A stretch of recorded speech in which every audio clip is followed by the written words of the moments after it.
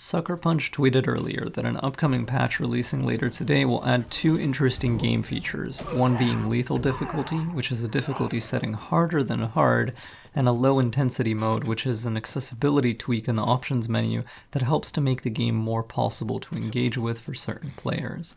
Lower intensity combat seems like a cool idea to me, namely because you can technically apply it to any difficulty setting that currently exists, so maybe toggling it on and applying it to a difficulty you enjoy but wish was less frustrating in certain ways might make Ghost of Tsushima a better experience for you.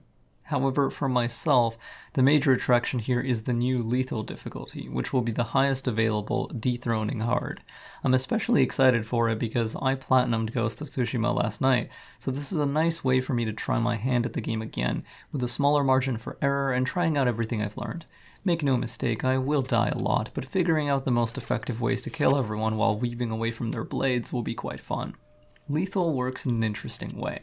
It does the normal stuff you'd expect, like enemies attacking more often, dodge and parry windows being harder, and stealth being less forgiving due to much faster detection meter fill rates, but it's in its main numerical tweak that it catches my eye. Enemies deal more damage, but so does Jin. No sponginess here, this just ratchets up the deadliness of everything in the game world. As many of you know, I constantly talk about this kind of difficulty design whenever I'm asked about it.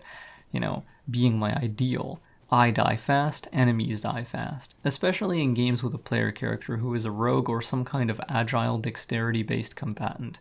Jin Sakai is all of those things, so this fits well. This is a sweet taste coming off of games like AC Origins and AC Odyssey, because in those games, the Nightmare difficulty mainly functions by inflating enemy health pools, while also giving them greater damage and sometimes the ability to one-hit kill you. This is serviceable at best and exhausting at worst, because how effective you are in a difficulty setting based on inflated health pools is largely a function of how much you're willing to waste your own time. So I really love that Ghost of Tsushima doesn't take this route with its lethal difficulty setting. Instead, it's exactly what it says on the tin. Everything just dies quicker.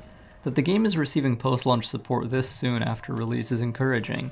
The most popular player request so far has been New Game Plus, as well as some way to replay content without having to start a new playthrough, like replayable missions or outposts that can be reset. Sucker Punch is definitely listening, so we'll see what they do with those wishes. Anyway, thanks for watching, stay sneaky.